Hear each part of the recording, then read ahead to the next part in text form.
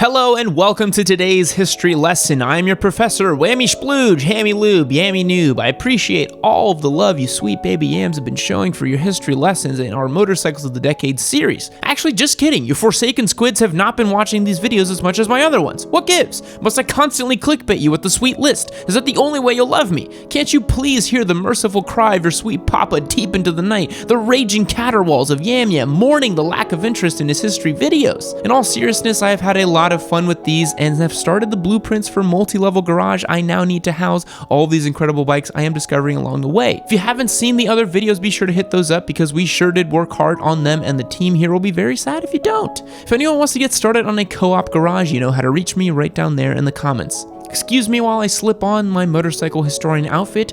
Yes, it's an all-over print fitted corduroy suit full of Turbo Busas. What else is new? You knew this was coming when you clicked onto this video. Don't even act surprised. Don't play coy with me. Let's get started. For today's lesson, we're going back to the 90s. If you haven't seen it yet, be sure to check out the Motorcycle of the Decade series. We got a great video on the 90s. If you have watched it already, then you know that the 90s was a decade of rampant success for the motorcycle industry. Back in the 90s, manufacturers were actually making money on 600s as opposed to wishing the category would simply die out as they do today, but superbikes have always been the bike on a pedestal, as it were. And as a side note, speaking of bikes on a pedestal, our motorcycle giveaway is in full swing. We've actually selected what our next bike will be, so in case you're curious to find out what that is, head over to my Instagram at Yammie_noob to find out. If you want to help us get to that elusive 500 patron tier level and unlock 2 simultaneous motorcycle giveaways, well then by God, you gotta click the link in the description below now, don't you? Now go on, get! Just kidding, stay a while. We need to make sure our watch time stays intact. Let's proceed with today's video. Superbikes were not a new concept by the late 90s when Yamaha unleashed the first R1 on the world, especially for the manufacturers of the big four, Honda, Suzuki, Kawasaki, and Yamaha. The Honda Fireblade and the Kawasaki ZX-9R were already racing around and setting the bar of expectations pretty dang high for all other motorcycles. In 1998, those expectations were completely smashed, rebuilt, smashed again when the eye-catching Yamaha R1 was released in all its red and white glory. The spawn of that's a tough one.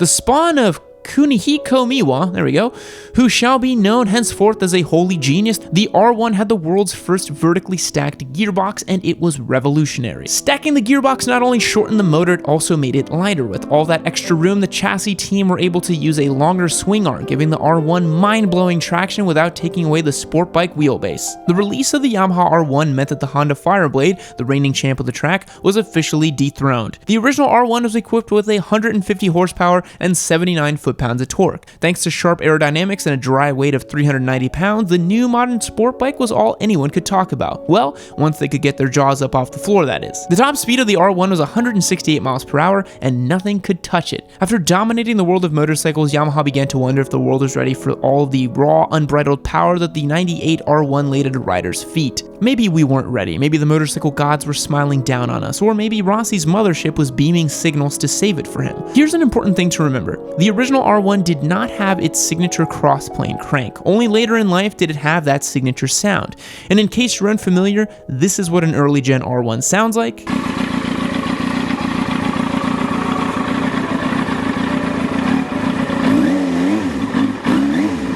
And this is what the cross-plane sound is like.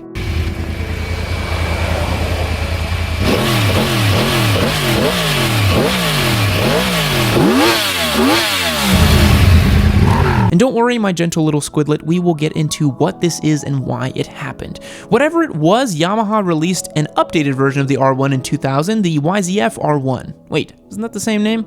Yes, and Yamaha would continue with the YZF R1 name to keep things nice and streamlined. The new R1 had more than 150 modifications and updates to help tame the wild stallion. The most obvious change was the move away from the screaming paint jobs. Even though I'd wish they would come back, I would really love if a manufacturer would did just one retro paint scheme release on a new bike. That would be so cool. The days of red seats were officially over. Don't cry yet though, because all those modifications left consumers with a much more refined machine, still capable of unleashing unleashing a world of fury. Friction losses were reduced in the engine, the gearbox was reinforced, and somehow they managed to make the R1 another 5 pounds lighter.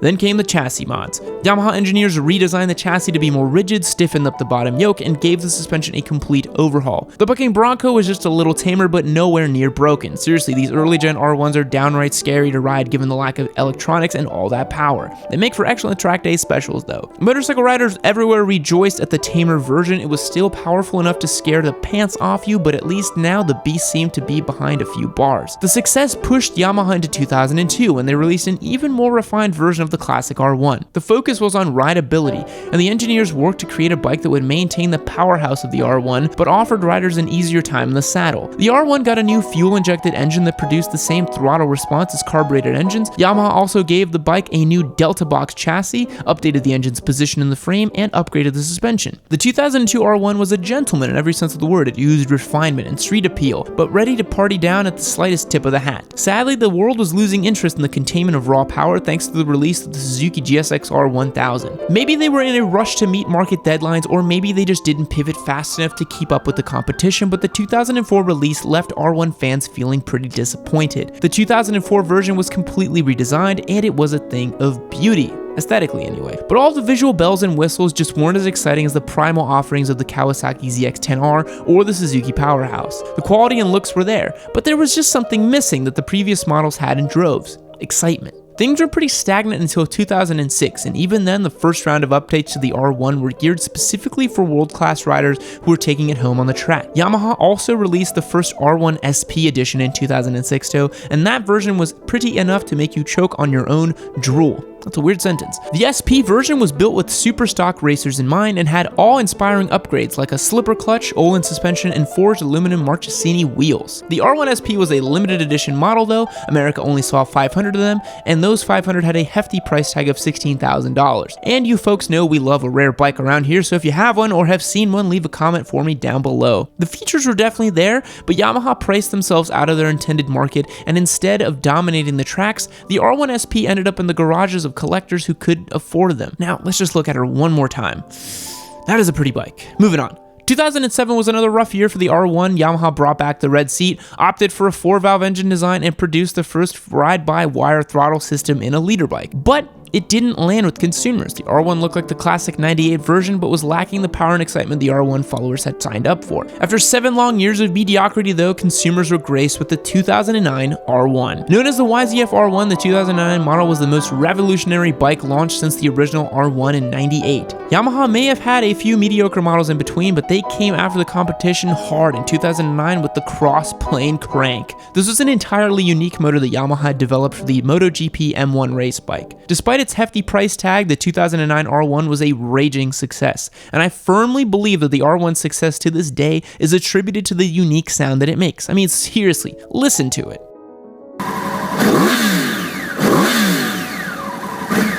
This iteration of the R1 became known as the Big Bang thanks to its cross-plane crankshaft that made the engine fire its piston in pairs. It had 85 foot-pounds of torque, and coring was like riding a Rossi unicorn. Ben Spies won the 2009 WSBK on the race edition of that year's R1 and set the tone for Yamaha engineers to continue using their MotoGP technology on their road bikes. Things got a little squirrely for the R1, then when the European market started catching up, BMW, Aprilia, KTM, and Ducati were producing faster feats of engineering every year. It was another few years before the R1 got any updates, and when it did, it was mostly unchanged. The 2012 model had a new traction control system, a new nose, and a new foot peg. That was basically it though. Now 2015 though. Whew, 2015 was an incredible year for the R1. That's when we got the current generation R1 and the drop-dead gorgeous will likely own one day stupidly nice R1. Actually, 2015 saw the launch of 2 R1s. The 2015 R1 was light and compact and offered a set of magnesium wheels and 197 horsepower. It's a lot of go juice. But it was overshadowed by the Lord Valentino Rossi himself riding into the showroom floor on none other than the brand new YZF R1M. Modeled after the World Championship winning YZR M1 MotoGP bike, the new YZF R1M was sublime. Ask 650E how good his is. The R1M was a limited production and was the closest thing to a MotoGP bike you could get at the time. Crowned as the best superbike by MCN and Cycle World, 2015 saw the return of Yamaha to the top of the motorcycle world with 200 horsepower. horsepower. The riding modes, wheelie control, lean sensitive traction control, and quick shifter were all fully programmable. The 2015 R1 also featured an IMU, or an inertial measurement unit, and collected data on what the bike was doing at any given moment. The main difference between the two was that the R1M came with Öhlins electronic suspension and a race-style data log system. Now, that's a wrap, folks. Don't forget to hit that subscribe button and ring the bell so you don't miss out on any of this Yammie noob content. While you're there, go ahead and toss in a thumbs up if you like today's video. Drop me a little love note down below. Will I respond to you? Who knows? Maybe I will, maybe I won't. Maybe I'll slide into your DMs and whisper sweet nothings to you. I probably won't do that, but are you willing to risk it? And for Rossi's sake, you'd be doing yourself a disservice if you miss out on a free motorcycle giveaway that we're doing. Click that link, learn how to get started, and start crossing your fingers for the chance to get a bike. I'll catch you in the next one. See you later. Fact: most fully grown elephants still weigh less than the tongue of a blue whale. Now, it sounds like we need Yamaha's engineers on that one to reduce the weight. Goodbye.